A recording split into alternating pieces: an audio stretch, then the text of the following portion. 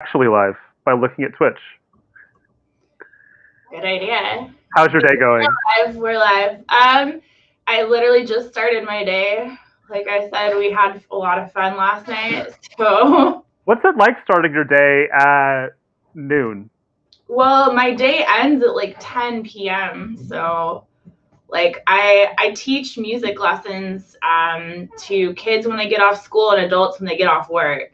Right. So I'll be teaching anywhere. I'll start from 3 to 5 and end anywhere from 7 to 10 usually. Sometimes even later than that. So like I'm finally done with my day around like 9 or 10 o'clock at night. That's a lot. So you teach you teach adults and kids? What are you teaching specifically? Adults and children, piano, voice, and Ableton. So Ableton is done. I do it by myself. Like that's my business. Right. And then piano and voice, I have a studio that I've been with for 2 years now that I'm a private contractor with. That's like 2 miles away from my house. And I just do lessons with them. They take about, I don't know, like 50% of, I still get paid well, but I'm trying to like learn to create my own business over here. But yeah, I've got a bunch of Ableton students that are like all over the country. And then I have my voice and piano students that are here in San Diego. Nice. That must be fun to be able to like actually make money off of the thing that you love to do. Yeah, I've been doing it. I mean, I don't make a lot of money, but I've been doing it for, I think ever since I graduated college, so I've been doing it for like 5 years now. Was that always the aim for you? Like after you got out of college, did you plan on going into music that way, or did you just kind of fall into teaching? Yeah, teaching is just, I'm just good at teaching. Not everyone that's a great musician is good at teaching it. It's like a very special skill set. You have to learn how to read people. You have to learn how to make connections with people. You have to be able to explain something 50 different ways. Right.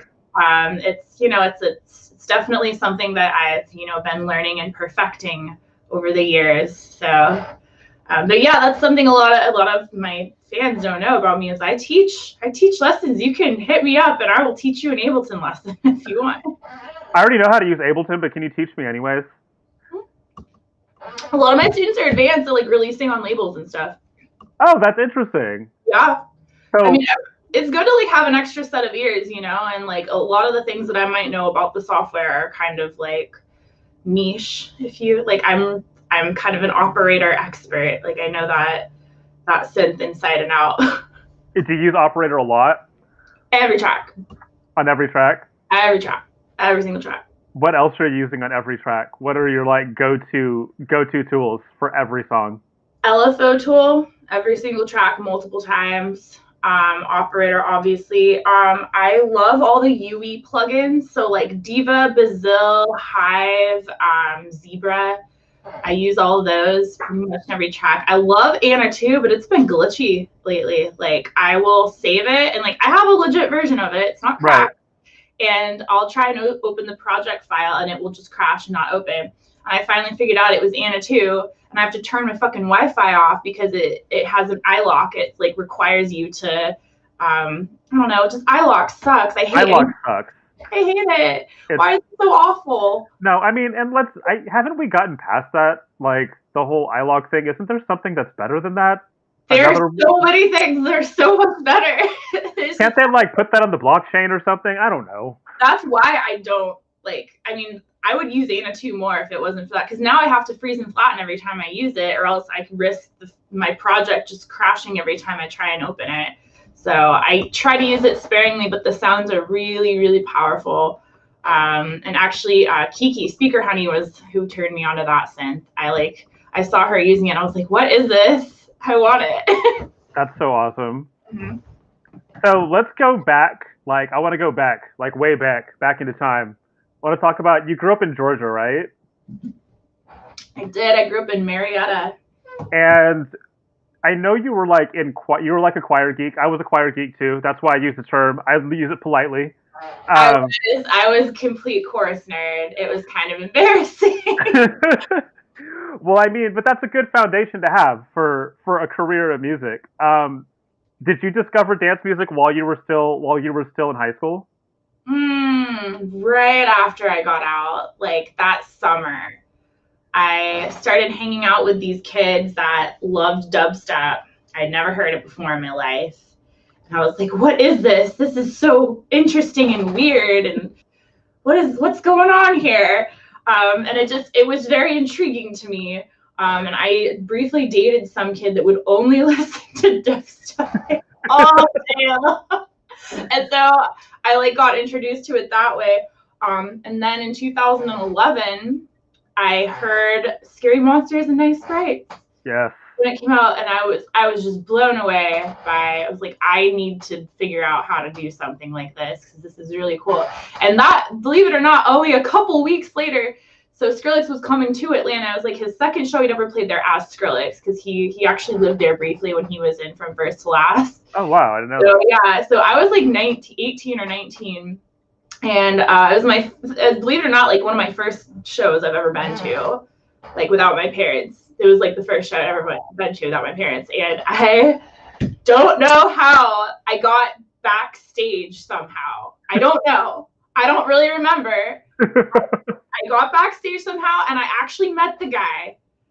I took a picture with him, and I gave him a picture that I had drawn. I like drew Wow, you did the whole fangirl thing. Oh yeah, I was like, oh my god, you're so amazing. Because I was like, I made this for you. He's like, oh my god, can I keep it? I'm like, yeah. He kissed me on the cheek. I was so happy. And then I read in an interview that he used Ableton, so I pirated a version the next day and just got to town. I was version 8 back then. So, you can actually say that it was Skrillex that got you into producing music. Yeah, literally. I met him and that was that. He's such a nice guy. I mean, he was 9 years ago. God, He's it's been a while. he's still a really nice guy. Yeah, no, it's been 10 years. I met him 10 years ago this coming October. That's so crazy. That's nuts, dude. That's awesome. But I mean, it's nice when like your first introduction to the other side of the music coin is somebody who's actually like a cool person and shines a good light on that because it's like, okay, I can actually make this move and I'll be surrounded by cool people for at least most of the time. Yeah, and like I think it was that. It was like it really I was drawn to the fact that dance music felt like a community for people that didn't fit in. And I did not fit in growing up. I don't know if you've ever been to the suburbs of a southern town. No, And I don't. I'm not sure. I'm not sure that I would. let's just say that a lot of the people there aren't very open-minded. Right. I'm saying this, I'm from there, I'm loud. They're just not. And it's kind of like a life path that you're expected to have. You're expected to go to an SEC school and you're expected to like get engaged right out of college and like pop out a kid by the time you're 25 kind of deal. And I'm like, I'm going to be a DJ. I'm going to move to California. I'm going to be a DJ. It's going to be so much fun. And everyone was making fun of me. And I told them all to go fuck themselves. And I put everything I owned in my car and drove out here.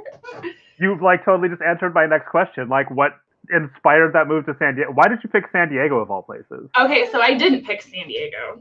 Oh. I picked Isla Vista. I picked Ivy and I drove in my car. I put everything I owned in my car and I drove there to live with strangers. And I met the best friends I've ever had in my life. I met my best friends there. Wow. I got there and I went to Santa Barbara City College for 2 years. I lived Oceanside DP 6-7 block. Wow. And I met my best friends of my entire life. They're still my best friends. I literally, like, my best friends in the whole world I met there. And, they'll always be my best friends. That was the best time of my life, easily. What a crazy ride, though, to, towards the end of high school to discover this brand new thing, and have your life change by discovering a brand new kind of music. And then decide, I'm just going to pick up and move across the country because this is the thing that you met, soon to be the most popular person in that genre, and then decided to move to California, and then you met your best friends in your life. Yeah. What happened after that? Like, how did you end up in San Diego from there? Okay, so after that, I was like, okay, I am gonna actually go to college and get a degree of some sort. And UCSB didn't really have exactly what I was looking for. Right. And San Diego State had just created this new degree called music recording technology and audio design.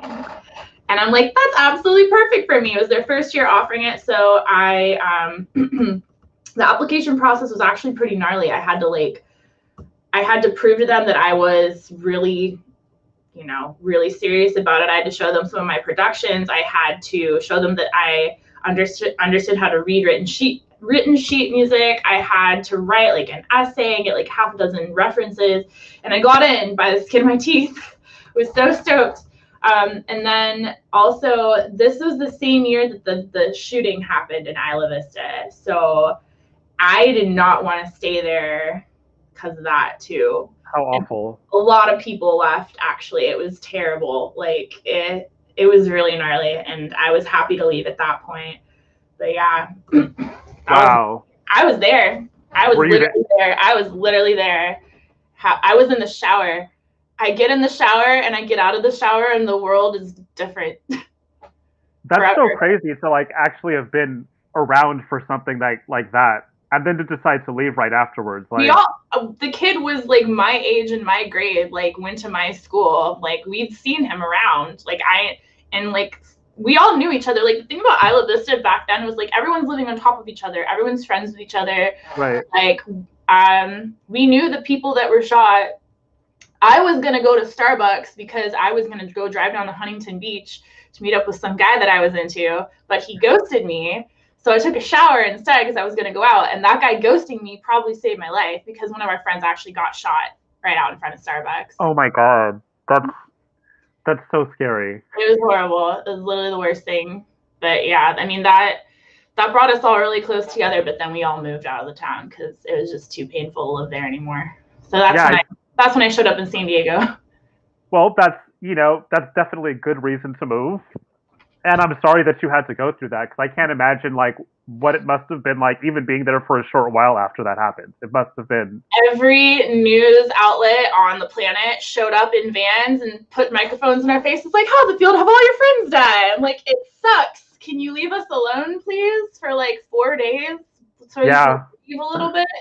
Yeah, it was a media circus, and then like it was so politically charged because the guy released this video about why he did it. I won't say his name. If you don't know what happened, please Google it. I don't really want to talk about it because it's really, really gnarly.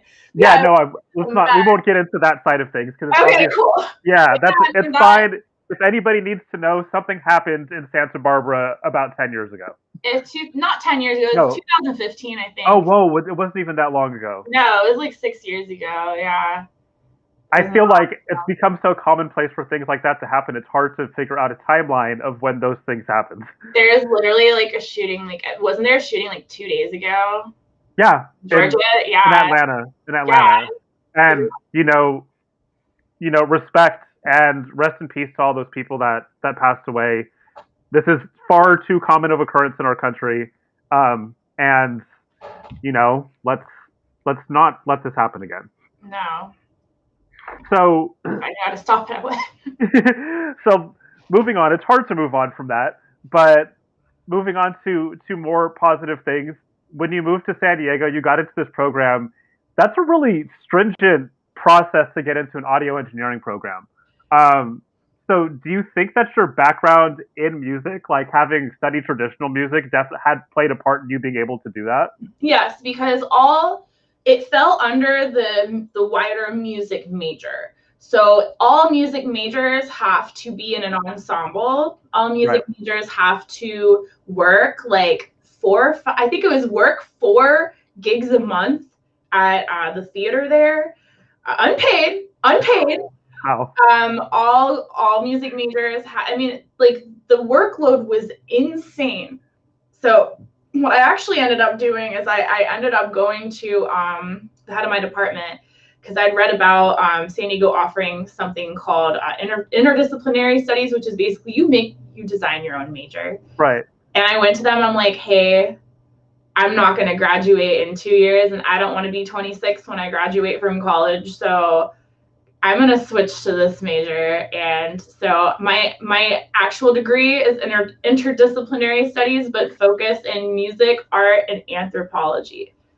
That's what my wife did too. My wife is a peace and conflict studies major, but it fell under interdisciplinary studies. Yeah, The wonderful thing about another year at school, I was like, I'm over it. I was 24, 25, 24 at that point. I'm like, okay, I'm over being in school now. I'm ready to graduate.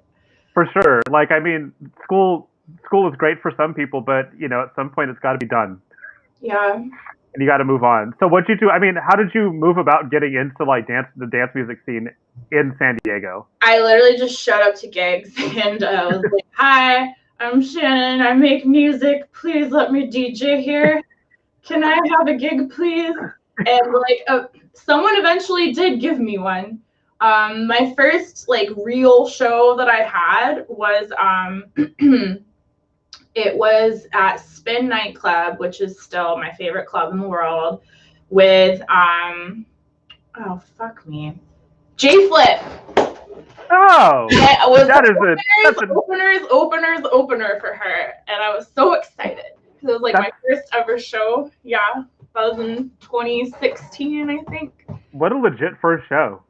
It was awesome. So you were you were on the bass music side of things when you started. I have to ask you, where are the files at?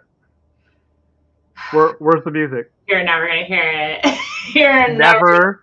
Okay. Never. Really need to hear my garbage music that I made in 2013. Then you can go on I think Beatport still has like some of this crap that I released on Solstice Records. You can go and check that out. But I worked hard to get that off the internet. I've been working hard for years to get that off the internet, so I'm not stoked about it resurfacing anyway. I'm not going to post any links to it, but I'm gonna make a note to look it up because I like to see where people came from. You can definitely hear my influences. Like you can definitely be like, oh, okay, this makes sense. Like I can hear I can hear where she comes from. But and not all the music I made like 5 years ago was like bad. Like I made some really good stuff 5 years ago that I might still release. I'm just gonna tweak it a little bit. But yeah, I think it was like my first ever EP, and I was just happy to get it out. It wasn't good, and like that's advice I would give to anyone who's starting out. Like, be 100% sure that you are down with what you are releasing, because once it's out there, it is out there. That is 100% true, and part of the reason I rebranded is because some of the stuff that I released earlier in my previous project is not good at all. It's very, very, very, very bad, and I don't want to be. And you understand. I totally understand. I probably released more bad music than you did. Trust me, but it's still out there. I don't know. I think I just did a better job of like burying it than you. Oh no, I've done like zero work in trying to bury it. I'm just gonna move on and pretend like that didn't exist anymore. I was emailing Spotify. I got them to remove it from my profile. Like I pulled some strings. I'm actually impressed that you were able to get some of that stuff removed, because I know how difficult it can be to even get a hold of a label or Spotify to do anything. I'm surprised that I got them to do it too. Like, maybe they listened to it. I was like, oh God, she's right. Let's just. Like, oh, poor girl. We got to get rid of this for her. Yeah. Throw her a bone. It was really bad. So since then, you've moved into a space where you're much better at writing music, obviously, because you've released on like some awesome labels. Box of Cats, Mousetrap, Insomniac, My Techno Weighs a Ton, Rock Bottom. I could keep listing record labels for a couple of minutes, but I'm not going to. You forgot Space Yacht. Space Yacht, that's right. Holy. Yeah, see, there you go. Look at all these amazing labels. And the one that won't take me is Dirty Bird. They won't sign my stuff. It'll happen. It'll happen. I don't send them demos. Well, I mean, let's talk about that for a moment. Like, you've talked about recently how it feels to be approached by a label I to just give got them a music. big old email 2 days ago. Oh yeah? Yeah. Dim Mac hit me up. That's that's fucking awesome. That's amazing that you're having like you're at the point where people have noticed your music on that end, where labels are noticing your music and they want music from you. How does it feel to be in a position after releasing music that was not great 5 years ago to 5 years down the line, which is not that long, to be having this caliber of label approaching you for music? Well, when Insomniac Records hit me up, I actually cried. I can believe that. Because that's like, I don't know how they found me. I don't know. And like, this is not that you can't really send them demos, dude. They gotta find you. I don't know how they got my email. Actually, I do. It's on my SoundCloud. But, Yeah. yeah, I was like, whoa, holy shit. And they're like, do you have any demos? I'm like, yeah, I got so many. Just give me a couple days. I like got 6 hours of sleep in 3 days, like making, I think I made 5 or 6 tracks for them. Wow. All those tracks have since been signed and released on various labels, except for one. Actually, that's a hilarious story that I will tell you about. But the one that they ended up releasing was 4-Letter Word, and I almost didn't even send them that song because I didn't think they would want it. And I made it right after I had just gone through this horrible fucking breakup. I was living in LA during the first few months of quarantine with this guy, and we broke up, and it was bad. It was bad. And I came back to San Diego, and I made a song about it. A really sad song. It's sad.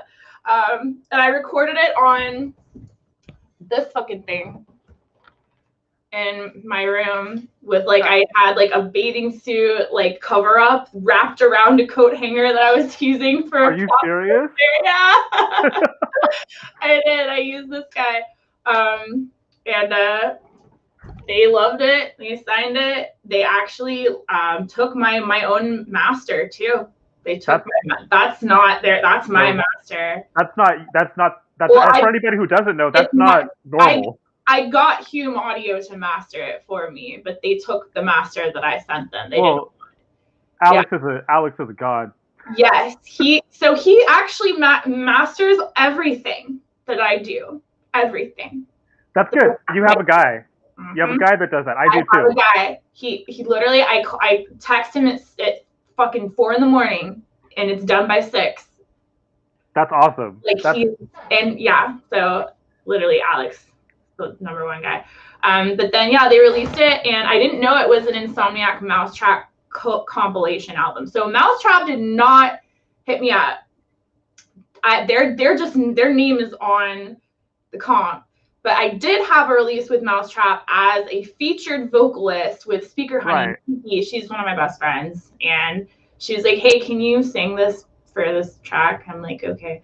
And I actually did do the mixing and the vocal processing on that track as well. So it's not just her. Her production style is very different from mine. Right. And I have sent Mousetrap some demos that they haven't responded. And I don't think that I don't know. I could be wrong. I just think I might not be exactly what they're looking for as far as fitting their image right now. Right. And that's okay. That's okay, because like Insomniac will literally listen to anything I send them. I will say about Insomniac, I was a journal. I worked for them as a writer for 5 years, mm-hmm. and I helped on the label side of things, like for the Discovery Project label. I helped write for stuff like that. And the one thing I'm going to say about Joe there is he's an amazing guy, and they're always like out there looking for people. And he does an amazing job of they do such an amazing job of curating the labels under in rotation, and Insomniac Records are beautifully curated. And I can't say enough great things about them. So I just was blown away that my first release with them was on Insomniac Records. It was that's the big one. And then my second release with them was on Inro. And then third one's in the mix. I don't know. I just send them everything I make, and I tell them. I have a demo folder for them to just occasionally browse through and see if they like any of it. So because I never know what they're looking for. I really don't. And I make all kinds of music. I'll make like really. I've got a dark techno EP. It's gonna be coming out on MTWAT. Oh God, I can't wait to see that. It's gonna be really fun. Hell yeah, that's awesome. So, let's talk about, it's great that you're able to release on these. Or by the way, how is that DimMac thing going to turn into something? It's cool if you can't tell me. I literally sent them the track I think that's gonna be good for them last night at like midnight. So they haven't listened to it yet, but they hit me up because they have an imprint called New Noise, which is like it's for their newer artists. Right. And I wouldn't think that I would necessarily fit DimMac. I didn't know. I mean, I don't really know. Well, they release everything. They release every style of music. So I thought, why not? So I sent them my best track. This is a track I've been trying to get Mousetrap to sign for, a month now, 2 months, more than that. Vanessa, one of her initial releases was on DimMac. Mm-hmm. So, I mean, they really do release everything. And they have a fantastic team, too. Their A&R team's amazing. So, like, it's great for you. I am happy that you're working for such awesome labels, because you want to have people in your corner that are going to do right by you. Mm-hmm. And you've definitely made some good choices along the way. Like, everybody you've released with, they respect the idea of having a family surrounding the label, and supporting their artists as much as they can, which is important. Yeah, absolutely. I'm also trying to finish an EP for Box of Cats. This is actually really funny. So the song that I had sent to them, Fidelity. So Fidelity is the one that was just released on their litter box. So that was actually not the track they signed. They signed another song called Fight the World. But when I was sending them the pre-master, I only read, like, the little file name was cut off. So it was Casmalia FI. And I thought I sent them the wrong track. They didn't notice, and they mastered it. And then I get the master back with all the artwork, and I hit up Matt. I was like, Matt, oh no, am I going crazy, or did you guys not sign this track? He was like, oops, whatever, we'll just release it. So they just released it anyway. But yeah, there is another track that they actually did sign. So I'm going to try and come up with a side A for that one. It's called Fight the World. It's a really bouncy little bassy tech house track. It's really fun. How exciting. And how funny. You just made me feel a whole lot better, because I actually sent the wrong file to my mixing and mastering engineer a couple weeks ago. Like, I did an official remix, and I had like 3 versions of it on my computer, and I sent him the wrong version of the project file in Ableton. Oh no. And I didn't even think about it. So I got it back, and he sent it to me, and he sent me like a video preview. He's like, oh, I'm using this new equipment. And I was like, whose song is that? And he was like, it's yours. And I'm like, no, that's not mine. And I was like, does it sound like this? And I sent him like my version of the pre-master, and he's like, no, that's not it. And I was like, okay, I'm obviously the first person in the history of the world to send the entirely wrong project file and have them mix and master it. You're the first person I might be the first person and no, Matt told me I am the first person this ever happened to in his entire history running boxes that has sent the wrong song and they just fucking released it anyway. I don't even know if I should be telling this story, honestly. You already did it. It's cool. We make mistakes. It's fine. Like, yeah, I mean, he really liked both tracks. So, like, he really liked Fidelity. I just think the team wanted Fight the World, but it happened, and so I don't know. Hey, that just means you get an extra release on Box of Cats, and that's never a bad thing. Yeah. I would like to have. I want to have an EP on Box this year. I have my MTWAT EP. And then hopefully something with a single with DimMac. They want a single. And then maybe an EP on Inro if I can get around to it. But yeah, that's hopefully where things are going to go. That's a pretty monster year, if I do say so.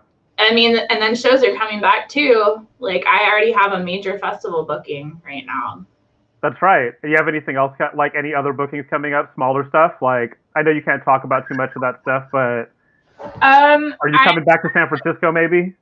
maybe. I mean, I'm always down to come back to San Francisco. I had some guy hit me up like a couple days ago saying, hey, we would like to hire you to play like a yacht party for us in Salulitas this Saturday. How much would that be? We're gonna need you to bring all your gear. And I'm like, that's gonna be $3,000. Yeah, right. No, I will literally get in my car Friday night, drive all the way to Salulitas, set up all my gear on this damn boat, play for 3 hours, and drive back for $3,000. I will absolutely do that. Sure, why not?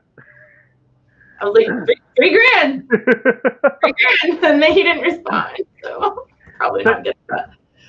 Since I just mentioned San Francisco, let's talk about like you have a close relationship with San Francisco. You've been here a lot over the last like 2 years. Actually, I was supposed to interview you at a show in San Francisco like at Pizza and Techno, and I ended up double booking myself that night. But that's how like the whole idea first initially came about, was me interviewing you for Magnetic Mag, and I'm glad this is finally happening. But can you talk a little bit about like why you like coming to San Francisco so much? So a lot of my best friends live there. So like Nate 08 and Right. he's like one of my best friends. And then Sean or Ice Creams, he's another one of my best friends. So I just go up there, see them and dick around. I just go up there to have fun with my friends, honestly. And I get booked for shows when I'm up there. And then I'm also in the talks to maybe get a manager who lives up there. Not sure about that yet. It's still, I mean, it's Corona right now. So, right. But like whoever the person that's been booking me for everything up in San Francisco, I really want him to be my manager. So we're kind of trying to talk about that. But yeah, it's been the same person booking me every single time. That's really great, though. He's got me more gigs than anyone. I mean, he booked me for Santa Cruz Music Festival and the Midway both times. I actually got a headlining show at the Midway that I sold it out. And he got me to open for Walker and Rice, which was amazing. Gavin is so cool. Yeah, for sure. The Midway is such an amazing venue too. Like that, having that during Corona to play at. I needed that. Yeah. And they do such a good job of keeping it safe. Like you have all these shows in like Florida, and like literally I went back to Atlanta for Christmas this past year, and like I met up with one of my buddies that I met in San Francisco, and I go to District, and oh my god, it's like there's no pandemic at all. Everyone's no masks, it's packed, absolutely packed. And like Gorgon City was playing. I'm like, so we just don't care about this anymore, right? Because I'm pretty sure a few months ago there was like a desert party that every person on the lineup got canceled for playing, but this is happening and no one cares. So that's the interesting thing, is when the industry is like completely turned a blind eye to all of this happening. It's because they weren't posting about it on their socials for a really long time. Yeah. But I've started to see more and more DJs be a little bit more brazen about, I really don't care. I'm just going to post this giant maskless party that I'm playing in Florida. You can say what you want about that, but at the end of the day, I do respect them enough to at least be honest about it. Hey, at least they're putting it out there. They're not apologizing for it. Yeah, and I'm not going to name any people. No. But we all know who they are. Yeah. And I have very good friends of mine who are really good friends with some of these big guys that are, in South America right now on a tour, or fucking, I don't know. And like these people that are good friends with them, like they're vocal online about like, we all need to be careful. Like it's so irresponsible that we're doing blah, blah, blah. But they won't say anything to their friends about it. No. Shows, and I'm like, can we pick one? Yeah. Are we okay with this, or are we not? Yeah, pick a lane. Just pick a lane. I was offered a gig at District. I turned it down. That was hard. I bet. I would like to have that money right now. No, I have really close friends that have spent an entire year turning down gigs, like good, well-paying gigs. If it was like okay, so the Midway is different though because they actually try to keep people safe. Oh no, they do, and they've your little tables and like they have the function ones dispersed all the way throughout the crowd. And like, you know, no one's congregating at the front. Everyone's sitting at their table and it's outdoors. Yeah. And I mean, they haven't gotten shut down yet. And San Francisco is like the hardest city in the whole country to throw a show at. So if the city of San Francisco says it's okay, as far as I'm concerned, it's a lot safer than going to Walgreens. Well, they worked hard. They worked really hard to make that happen. I interviewed them and talked about how they made that happen, and they have a literal book that they show to booking agents who are apprehensive about playing a show, and showing all of the guidelines that they have to follow and all of the things that they have to do. They work really hard to make that happen. So hard, and like they literally need it. Like San Francisco needed that. San Francisco is a city, and I honestly, when things start getting into the swing of things, and I'm actually making money again. Me and my boyfriend are thinking about literally getting a studio apartment out there in addition to where we live out here because we love San Francisco so much and like live in both cities. Well, we'd love to have you. I mean, I almost moved there for good, but like I can't leave San Diego. It's my heart. Well, the weather's real good down there too. Yeah, I mean, why not both? If we can afford it, why not both and just fly back and forth? It's only like $100 round trip. Yeah, no, absolutely. Go for it. It's gonna be, I mean, like I said, we would love to have you as a part-time resident of San Francisco. Technically I live in Oakland, but nice. But you know, the Gold Block Crew is from San Francisco, and it's a fantastic city to be a part of. I would probably want to live like Daly City. Am I saying that right? Daly. See, I knew I wasn't saying it No, right. But it's cool. You can say Daly. I like it. It sounds better that way. No. When I moved to San Diego, I said La Jolla one time. One time, and I never said it again. I was like, oh shit, my bad. Oh God, I love it. I love it. Yeah, but no, I'm really considering doing that because San Francisco is like the energy. The energy is insane. The food is the best in the world. Yes. A lot of my best friends live there. There's actual seasons. Seasons up. There's no seasons here. It's just warm.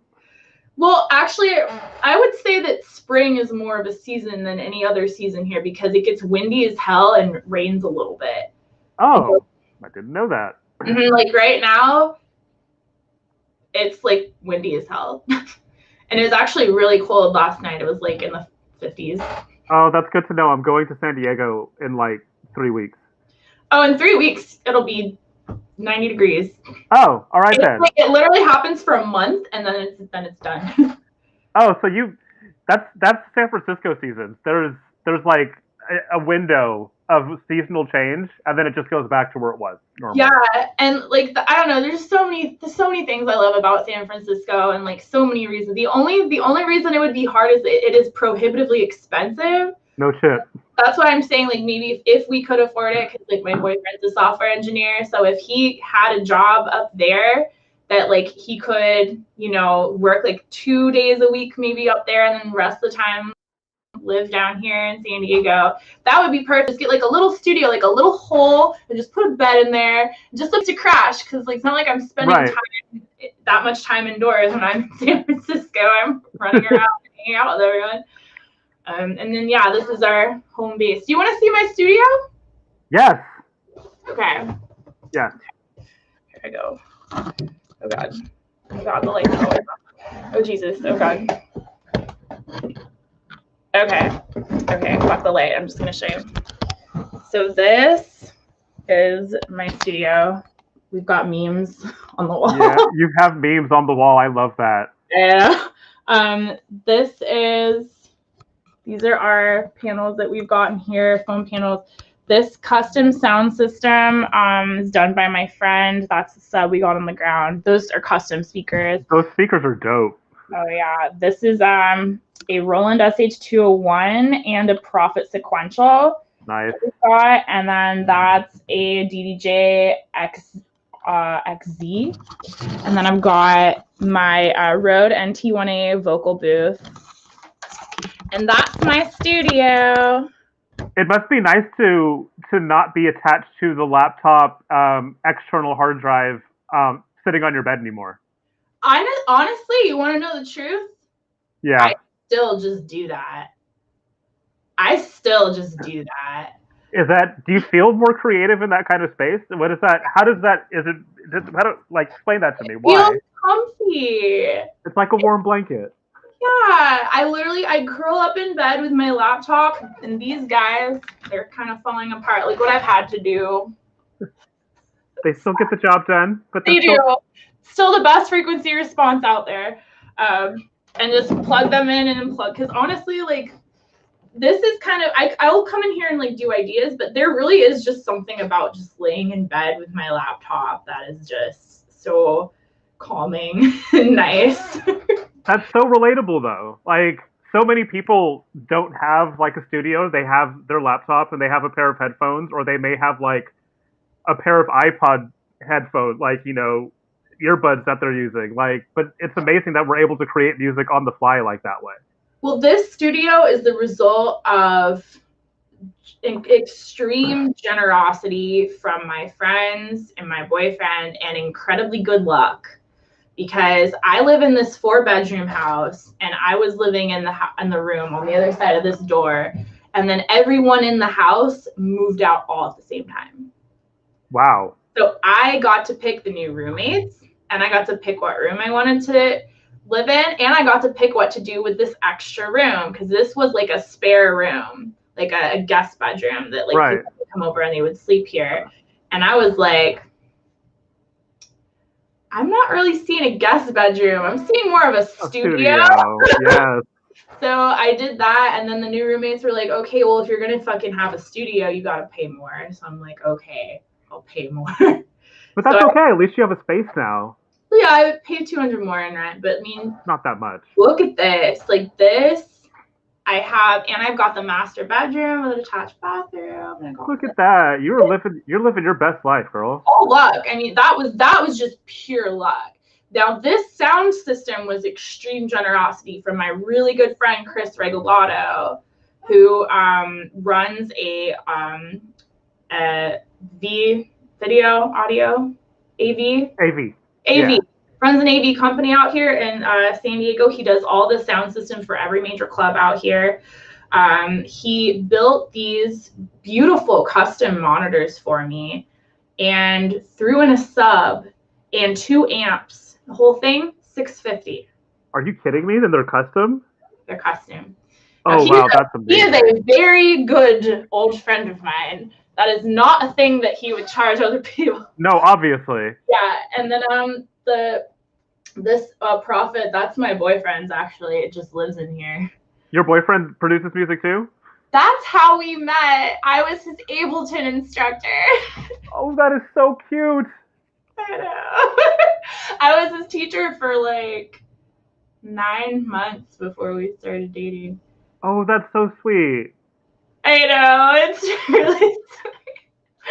He actually gave me this this vocal booth over here too for Christmas. And then there's a piano over here. That's just for when I teach. I do teach Zoom lessons to some of my studio students from time to time. Right. And then this guy right over here, I got it at Guitar Center and I financed it because I can use it as a tax write-off.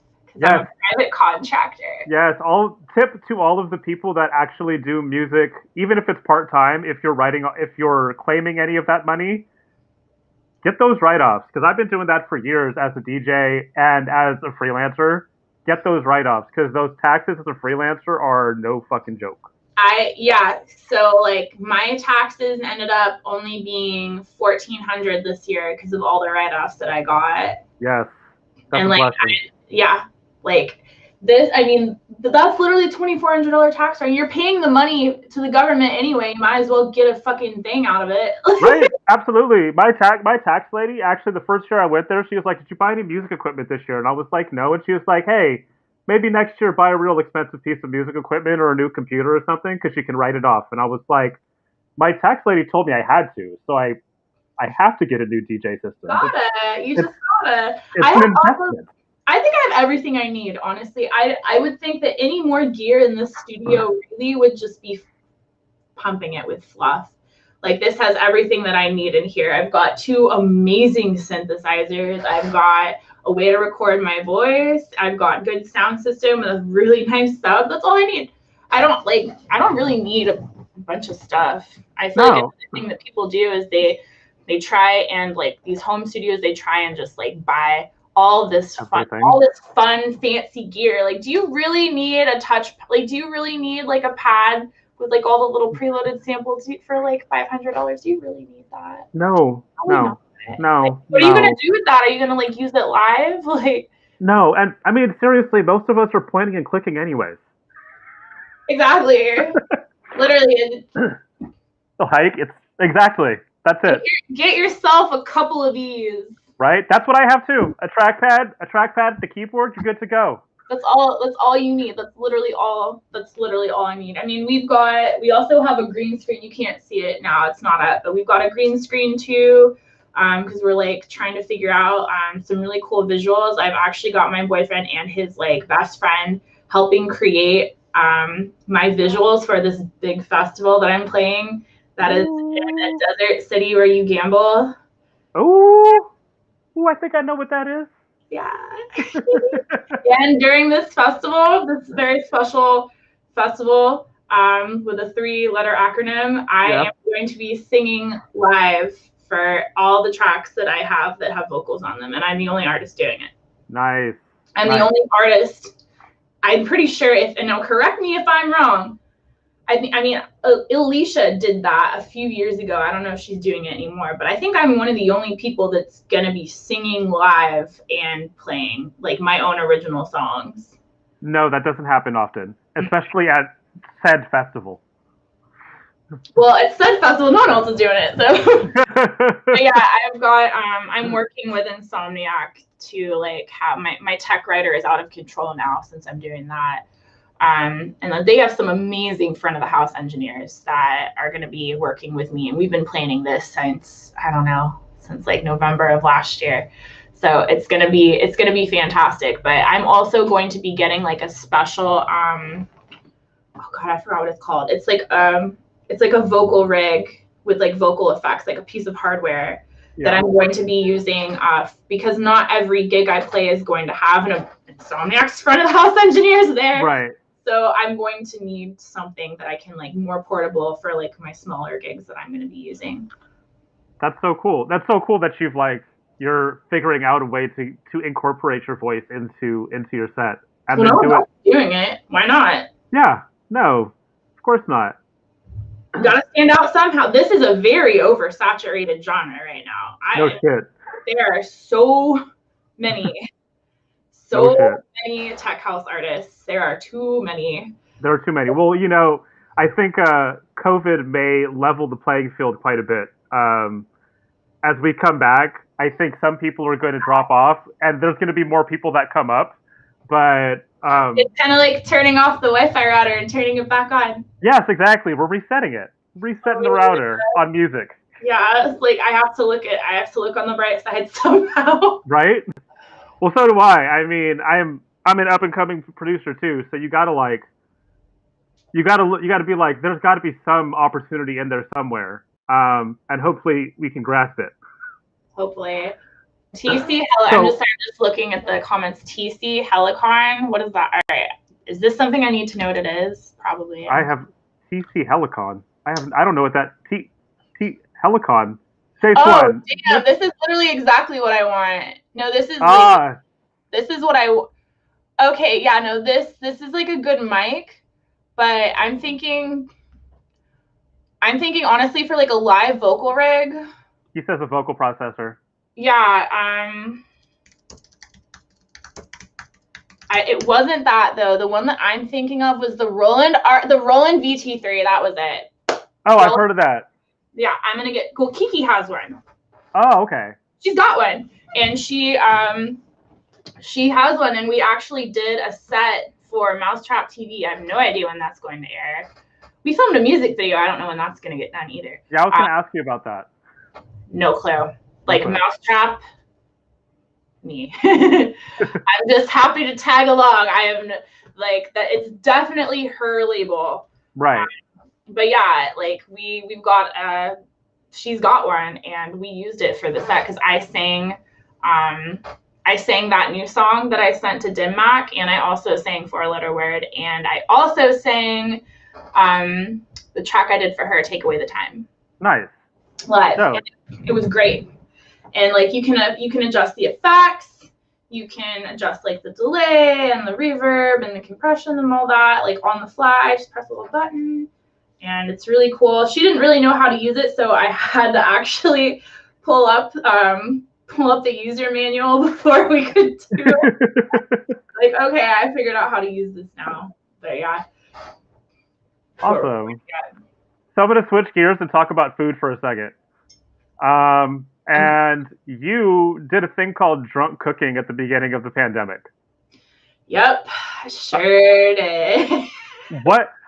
I watched one episode of it, and it was absolutely hilarious to watch you, because I'm almost 100% certain you were actually drunk when you cooked mac and cheese. Okay, the mac and cheese one, I was actually drunk for that one.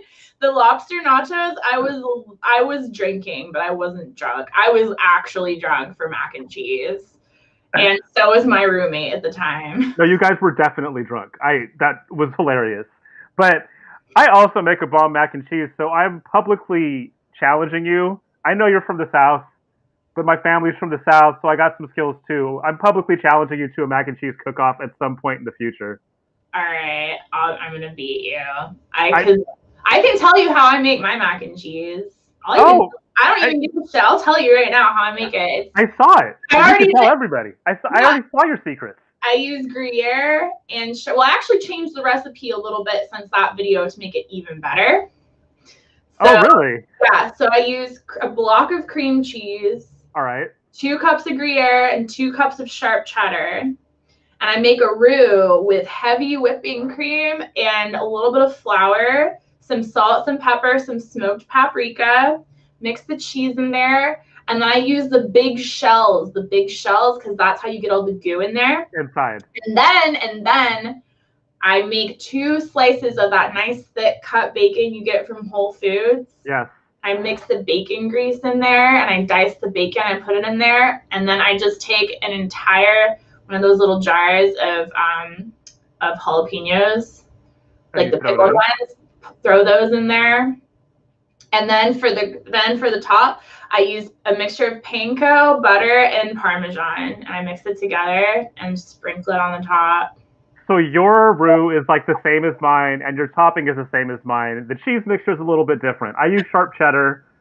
I use drunken goat cheese, which you get at Whole Foods. I know what drunken goat in mac and cheese though. It works. It works. I don't think it works. Work with the bacon though. I think it works. I don't use bacon though. I don't use bacon in mine, but it's super creamy, which is why it works. And then I also use Gouda and whatever white cheese I deem appropriate at the time. Okay. That's interesting. I might try that. I've never tried using Gouda, and I've never tried goat cheese before. So. Goat cheese, it seems strange, but it definitely works but I don't use bacon. So I might switch it up and use bacon at some point and see how that works. Also, both my roommates right now are vegetarian, so if I put the bacon in there, it's all mine.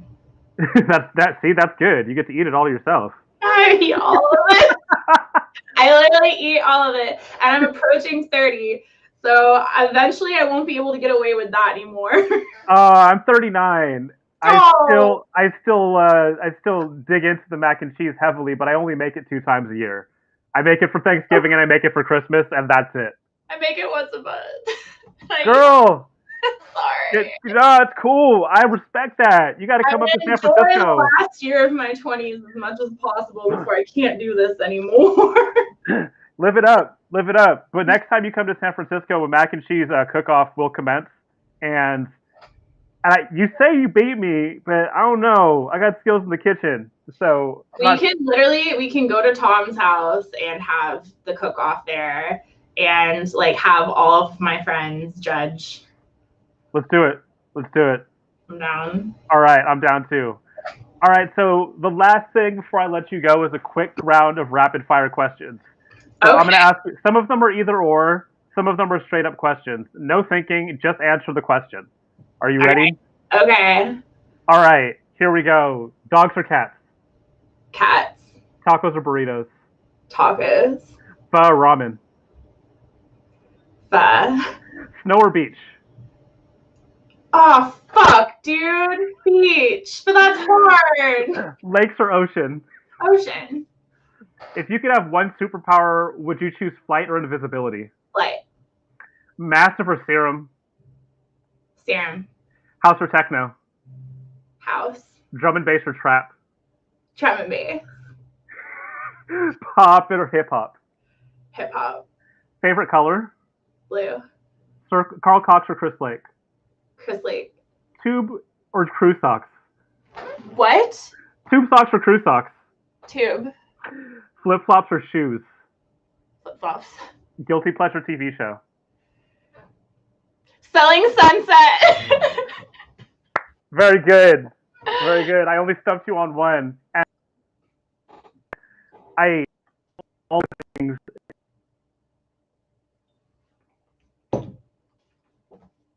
Alex, you froze. Oh no. Oh no, you're back. Okay. Yes. Awesome. You did great with that. No, snow and beach is really hard because I surf and snowboard. Oh, that is hard. I'm doing both this weekend because I can't because I live in San Diego. I surf in the morning and then I drive up to Bear and snowboard in the afternoon. Wait, you're doing them both like the same day? Tomorrow. I love it. Live your best life, girl. So thank you so much. Do you have anything you want to plug before I let you go? I don't think so. I was gonna probably start doing a live production stream on my Twitch. Yes. I don't know if anyone would be interested in that or not. I would. I know lots of people I would watch. People produce. It's kind of boring. Nah, that shit's fascinating to me. Well, yeah, I might start doing that. So it would be probably on Sundays. So if anyone's interested in that, I'm probably going to. You should follow me. My Twitch is Casmalia Music, I think. Wait, I don't even know what my own damn Twitch is. Let me look that up. No, it's literally twitch.tv/Casmalia. That's it. That's it. That's all it is. So yeah, follow me on. Drop it in the chat. Yeah, drop that in the chat. There it is. It's me. Yeah, follow me on there, and then I'm doing I think the next live stream I'm gonna probably try and do is this Sunday. So nice. Tune in. Thank you so much for being on. You were awesome. You were fun and an exciting guest, and I'm super happy that we finally got to do this. Me too. Thanks for having me. No, absolutely. Definitely. I'm serious about this cook-off. We're doing it. I'll be You're Casmalia. I'm Alex Amaro. This has been House Philosophy. We're here every Thursday from 1 to 2 p.m. Pacific. Thank you so much, everybody. Are we going to raid somebody? They said they want you to raid Artelon. Raid Artelon. Whoever I can't do it from here. My mod. Make it happen. Raid it. Raid him. It's going to take a second. So you can regale us with a funny story right now. I know a kid that shit in a bowl at a house party. What the fuck? Oh my god! The raid is happening in 5 seconds and that's how you end it. That is fucking respect. Are you kidding me? Did you watch it happen? No, but I've heard the guy himself came to my house right after it happened and told me the story. And I've heard it from multiple people who were there. This did, in fact, happen. He shit in a bowl. in the middle of a house party. And then he carried the bowl through the party to throw it away in the trash. So he's like carrying a bowl of diarrhea through a house party. Oh my god! Yeah, I saw him a couple weeks ago. He made eye contact and just starts walking away real fast. And then I told anyone that would listen, like, to the story. Everyone knows. Everyone knows this guy shit the bowl. Oh, I love that. That is a wonderful way to end this. I think we're out. Give me 1 second.